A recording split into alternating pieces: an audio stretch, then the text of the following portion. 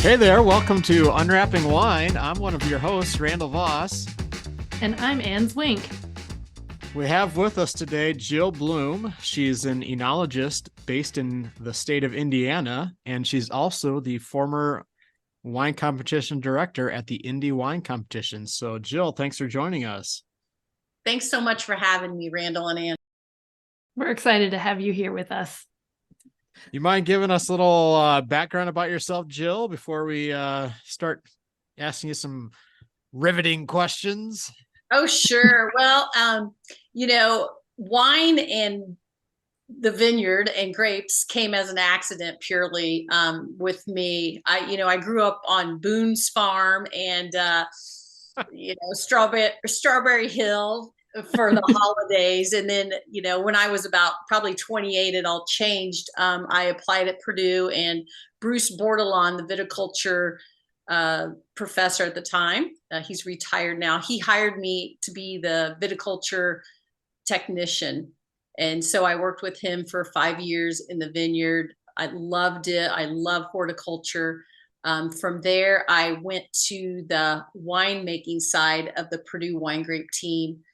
And I continued to do that for a little over 20 years. So just recently, my job was eliminated at Purdue, but I still work with the wineries. When they call me or email or text, I'm still very excited about Indiana wine.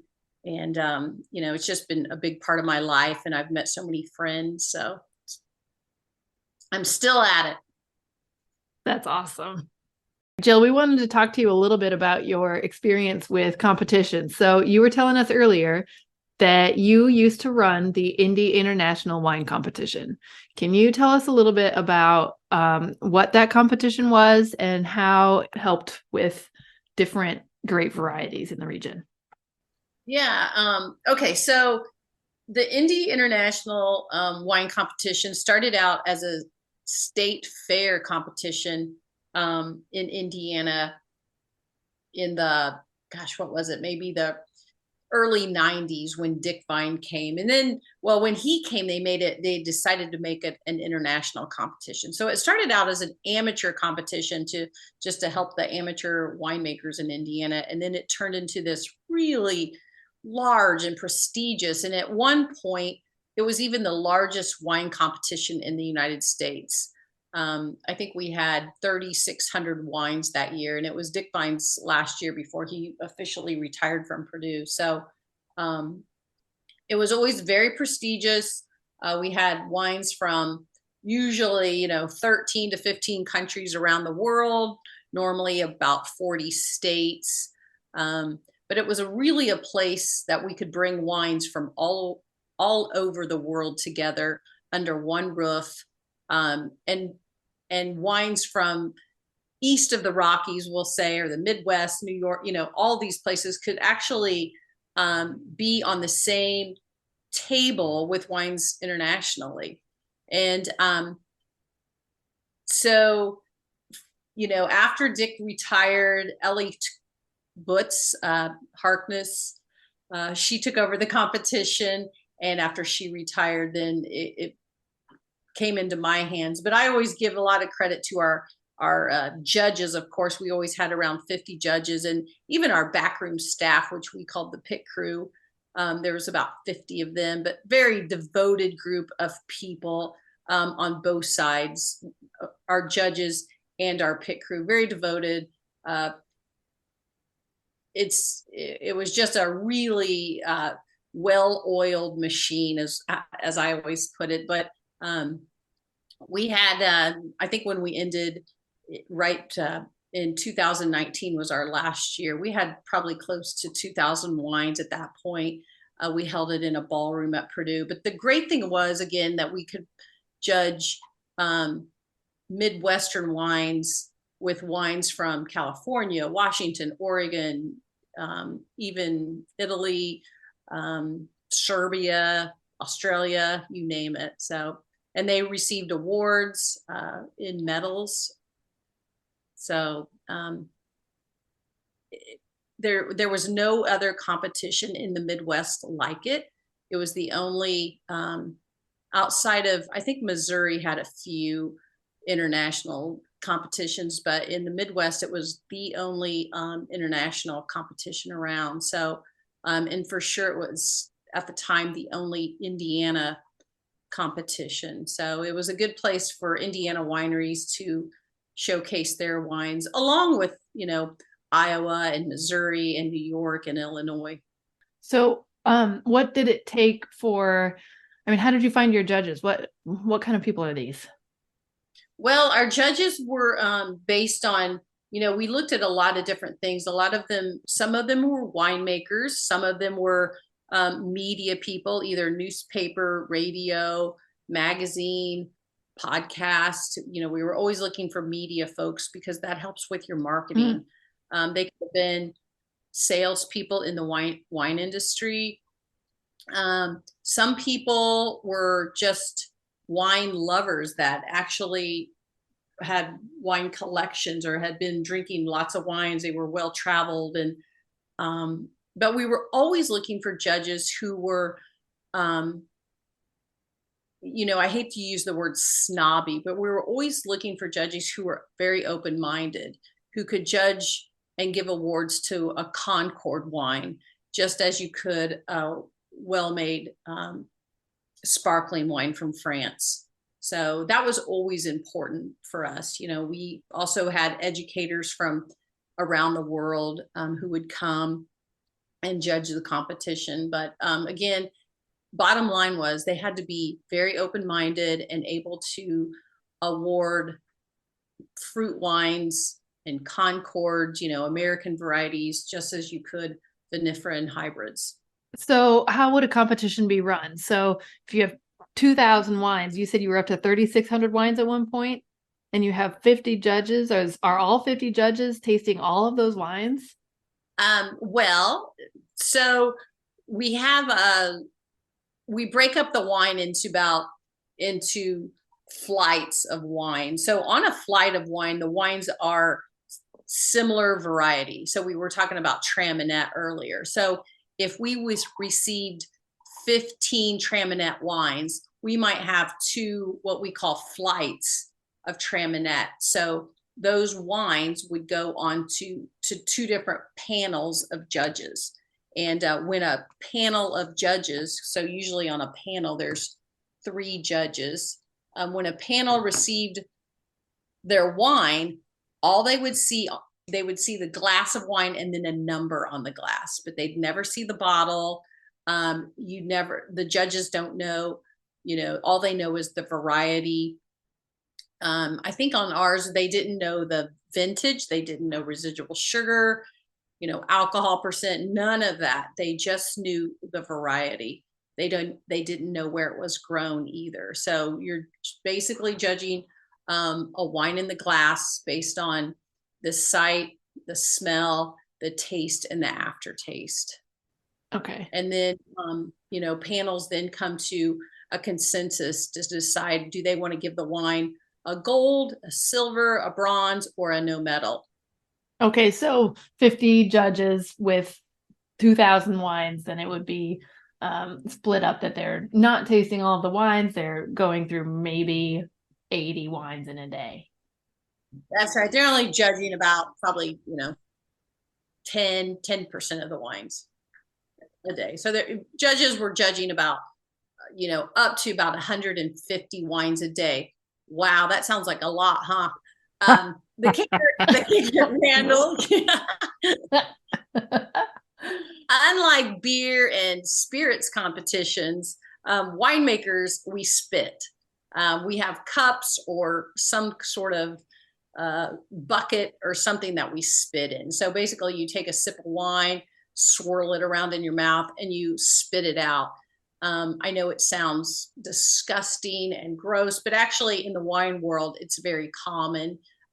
Even when you go to wine tours or wine visits, a lot of times you'll see a spittoon, and it's for, people to spit because you still retain a little alcohol on your tongue and cheek, but most of it we spit out. I've been that unglamorous person that dumped the spit buckets.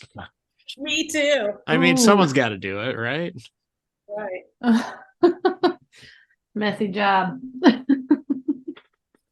Okay, so at especially the Indy competition where you're judging wines internationally, but also wines from local regions, how do our Midwestern style wines, how was it, how did a judge compare a Midwestern style wine to a wine from the old world, quote, or do you not compare? Is it, how does that You work? know, I think they don't even know they're comparing. But what I think overall, what I have found, because I'm a wine judge too, is that a lot of the cool season, and when I say cool season, I mean grapes that grow where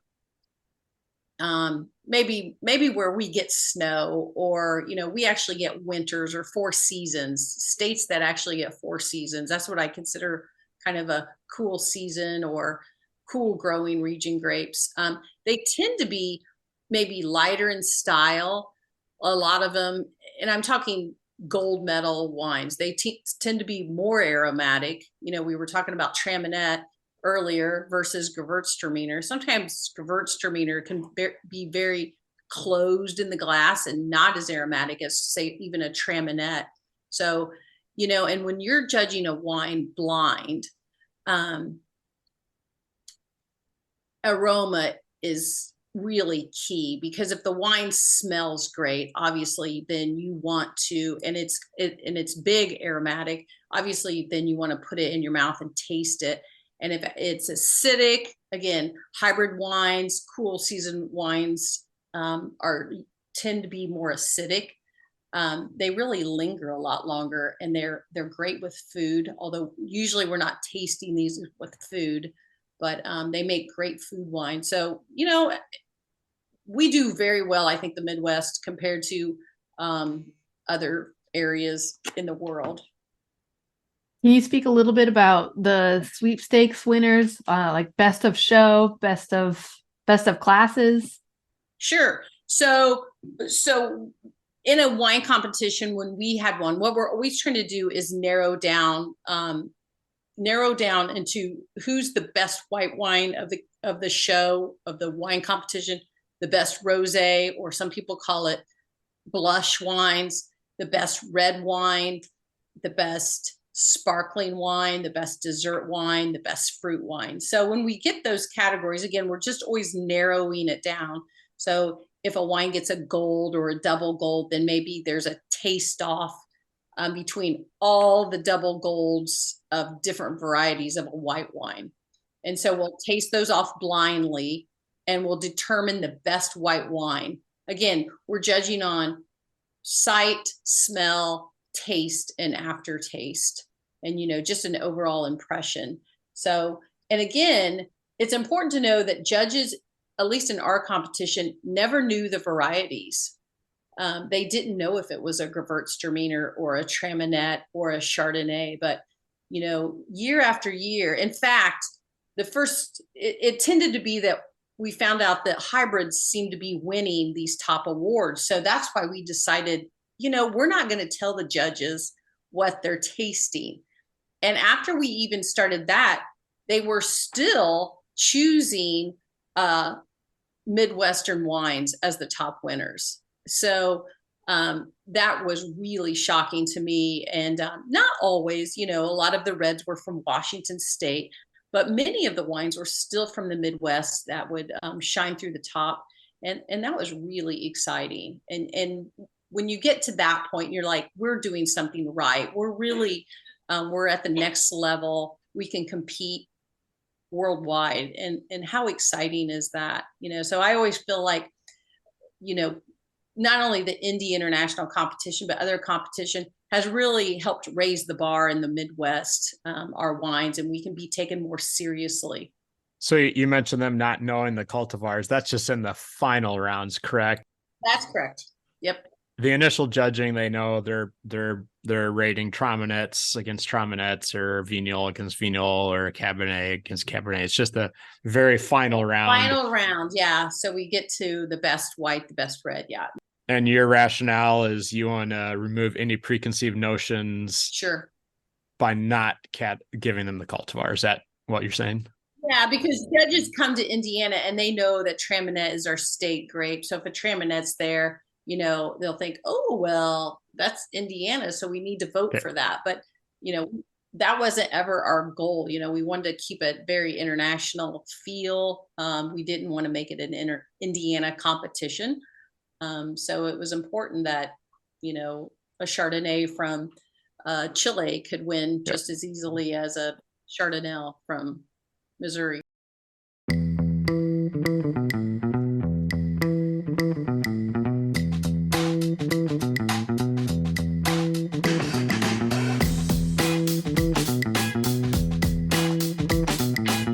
Jill, can you tell us a little bit about wine regions and how grape varieties might overlap those regions, and what have you learned by running competitions with those wine regions? Yeah, I think that's a good question. And, you know, we learned that even through going to wineries, but you can try like I'll just put it out there, a Cab Franc. And, you know, it may taste, it's the same grape variety, but in different growing regions, how different it can not only taste, but the color can look different, from New York to Michigan to, you know, to Oregon, how different that grape variety. And when we judge that all in the same flight of wine, we really learn more about that wine. And we may decide, you know, Cab Franc is so much better, lighter in style, not so alcoholic, more acidic. Maybe it's more fruity because it has less, it's been barrel aged for a shorter amount of time, or maybe not even barrel aged, but we learn so much more about grape varieties when we taste them in flights and taste them, you know, when they're in like varieties. So we learn really what shines, and it's so interesting. That is so cool, because that's one that, you know, that's a grape variety that I've seen from Illinois and from Missouri too. And, you know, it's grown right alongside our hybrids, you know, it's grown right alongside Chambourcin and Traminette. And, it's so cool to see it, to see how all of our regions are growing different grapes depending on what works for the region. Yeah. And, you know, I think too, the consumer, they see the word Cab Franc on the bottle, but they probably don't realize that in, you know, many times that may not really be 100% Cab Franc. It may only be 95%. It may only be, you know, 80%. And there's something else in that. And you don't even have to really put it on the label. So that makes it more aromatic, or maybe more, you know, easy to drink, more, gives it more color. And that's really interesting too, how people blend wine. So, and sometimes that's a little secret that wineries have that they don't like to share, but proprietary information. But yeah, yeah. So is it safe to say blending is not a bad word?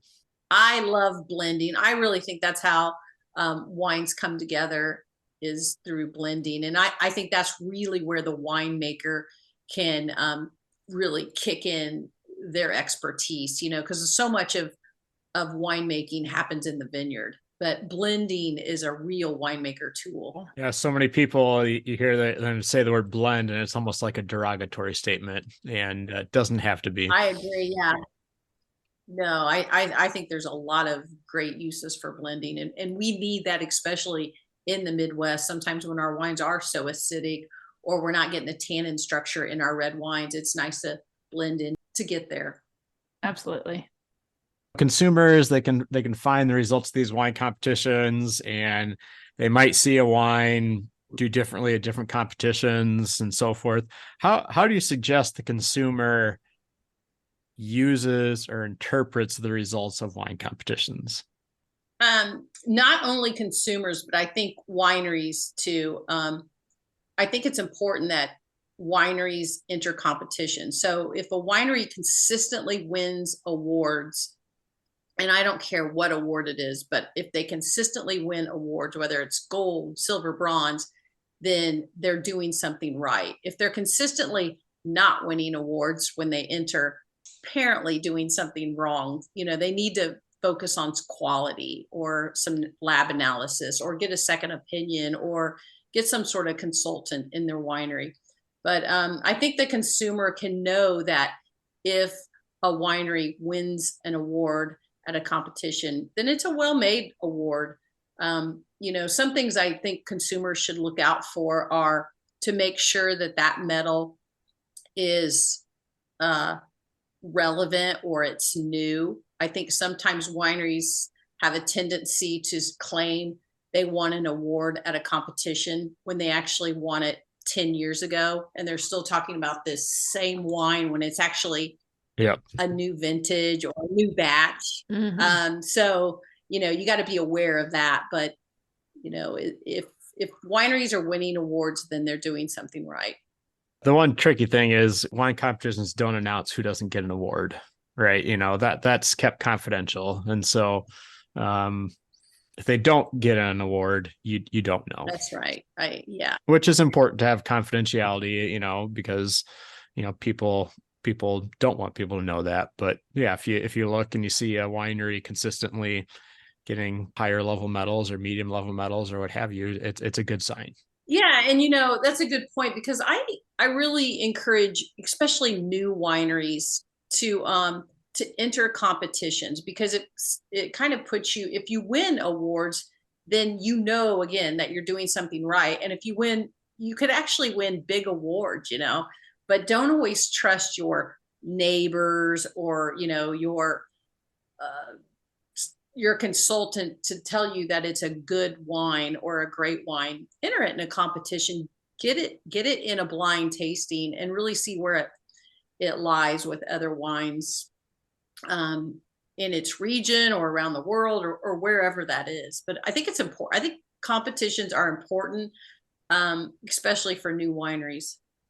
I would agree with that. Coming from a winery myself, I think it's been very helpful. And yeah, and it boosts, because if you're not winning awards, then maybe you need to go back to the drawing board or to get figure out from analysis what you're doing wrong and what step you can improve on, because it's probably something to do with your pH and your SO2. I'm guessing, that's usually where the problem lies, but that's another podcast altogether. We'll have to bring you on again to talk about pH and SO2. Boring. That's 2 podcasts. You're right. We're not here to talk about science. Jill, I just full disclosure, I used to help out kind of the behind the scenes part of the Mid-American Wine Competition. And I just want to tell an interesting story about that. In some of these wine competitions, sometimes it's tough to know what category to put stuff in. I don't know if you guys had that at the Indy, but let's say you have a rosé category and then you have a catawba category.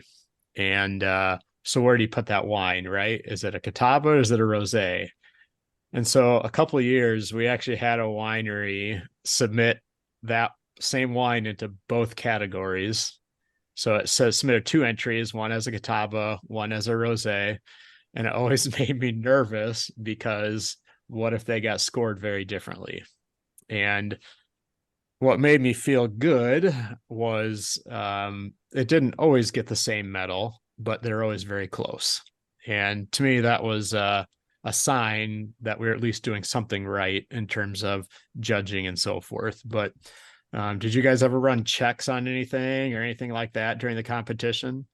Oh yeah, yes. Like I always say, I touched every wine about 9 times, or it was touched about 9 times. But we only allowed one wine to be entered in one category. And you're right, they can cross the line, sometimes even 3 times. And now we're getting, it's like, oh my gosh, some things are so confusing. Now we're getting bourbon barreled aged wines. Is that a flavoring or is that just part of the Mhm. aging. I don't know, but I will say I was in a competition and I just thought this Cabernet Sauvignon tasted like a port. And so I was going to just throw it out, like no metal, but come to find out it was actually aged in a bourbon barrel. So it really gave it some nice flavors. So sometimes you need to know a little bit more. Again, there's so many flavorings used now, not only in the wine industry, but in, spirits and beers and malt liquors and you name it. So it really throws a real curveball to wine competitions, but I think it's something important to address. And the more information that wineries can disclose to competition, it really helps. It helps not only the competition coordinators, but also the judges too. Yeah, and I think my rule of thumb is always enter a wine into a category that you think it will do best in. So another anecdotal example is just as you're saying, Jill, for instance, we have a Frontenac, but it's a port style. And I don't think I would enter it in the Frontenac category because it's completely different than just straight Frontenac. So I don't think it's going to show very well there, just for exactly the same reasons as what you already described. So I would intentionally want to put that in a different category, a dessert category. Right. Yeah. The high alcohol or the additional aging may throw judges off. So. Right. Yeah. So Jill, in terms of the judging process, how did you encourage your judges to go about it? Did you assess the aroma on all wines and then do a tasting, do the aroma and tasting of each wine at one at a time, or how did you suggest the judges to go about that process? Yeah, that's a really good question. Our judges sat at a round table together. So, if you want to think about a 8-foot dining room table with white tablecloths, everything was literally white. They even had white lab coats on. White napkins, everything except for the spit cup. I think it was a red plastic cup. But anywho, everything's white around you. So usually, if you have 10 wines in front of you and all you see is the numbers, each judge would silently taste all of those wines individually. And so after they're all finished, individually scoring those wines, then as a group, they'll go through the wines and they'll have a consensus. So if 2 judges say, oh, I give that wine a silver, and 1 judge says, I give that wine a bronze, then they average 2 silvers, a bronze, it would be a silver. That's normally how it happens. The good thing about that, what we always encourage is too, that remember, sometimes you miss things, or other judges may be more familiar with the wine than you are. And always remember that you can change your mind or you can change your score. Sometimes you miss things. And just because initially you give it a bronze doesn't mean you can't then in the end give it a gold medal. Once you taste it again, sometimes a little encouragement, you go, oh yeah, that does smell like this, and that does complement this, and that does work again. So I think it's important as a judge to be a little lenient and to remember you're there to give awards or to appreciate wines and to judge. Each wine is judged on its own merit. And again, just because you're given a group of maybe amateur wines or fruit wines, somebody still made those, someone still did analysis with those, someone still, treated those as, I always say, their child, their wine child. And you got to treat them all fairly. I guess my question is like from a logistical standpoint. So when I judge and I don't do a ton of that, but let's say there's 8 wines in front of me. I do the aroma on all 8 first, and then I taste after that. what do you think is better? Again, I could be in the wrong. Go each wine, sniff, taste, move on to the next one, or do you think it's better to do the aroma on all of them and then do the taste on all of them after that? What's your preference? Randall, I do just like you do. And it's funny, if I'm judging 8 wines and one of them, I smell it and it has some wine flaw, I literally push it out because I know not to taste Or that taste one it, coming yeah. back. Or taste it at the end? Yeah, and I'll make a big note of that because, or if the color is way different than the other one. Say you're judging white wines and one's very brown or golden. Sometimes I even I'll smell it, but I'll taste it later because I don't want to be, I don't want to be turned off by this flight Yeah. because of that one wine. But yeah, I do the same thing. I go through and smell every wine. I make good notes about what I'm smelling, the variety, descriptors, as we call them in wine, whether you get cranberry or lily or whatever you're smelling, or maybe it's dirty sock. Unfortunately, sometimes you even get that.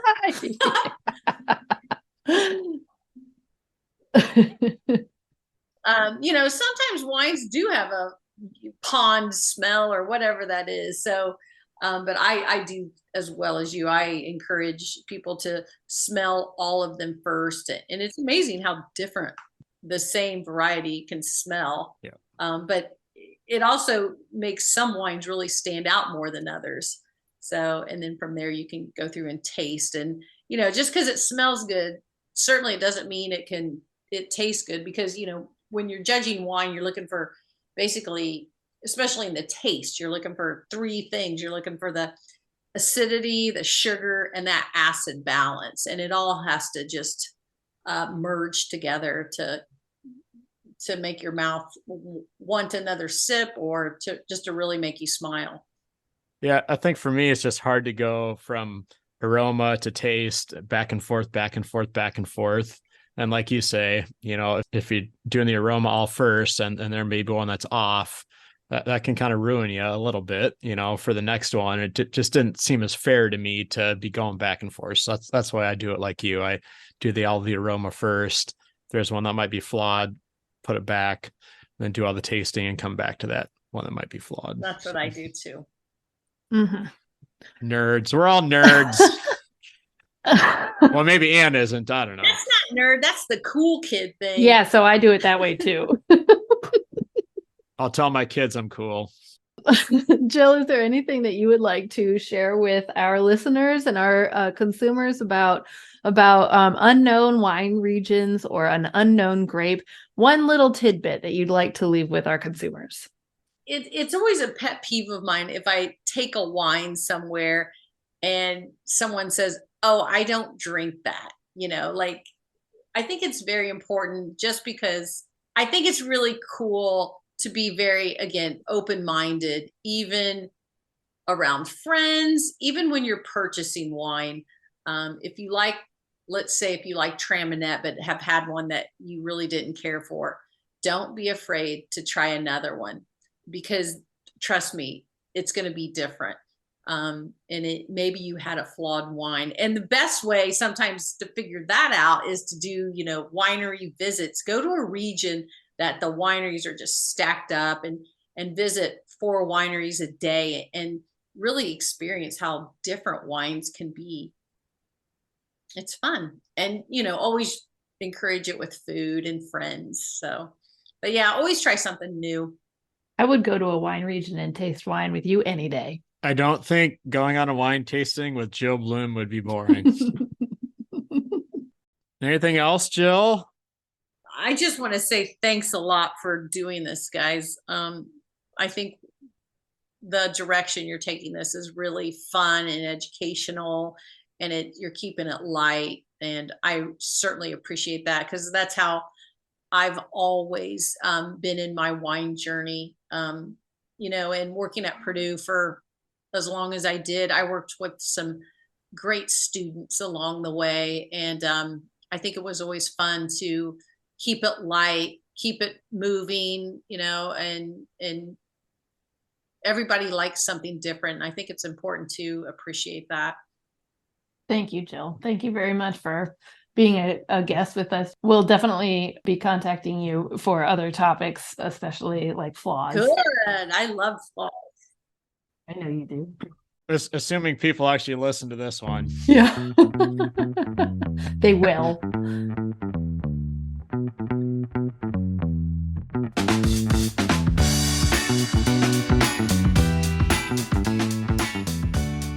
Thanks for listening.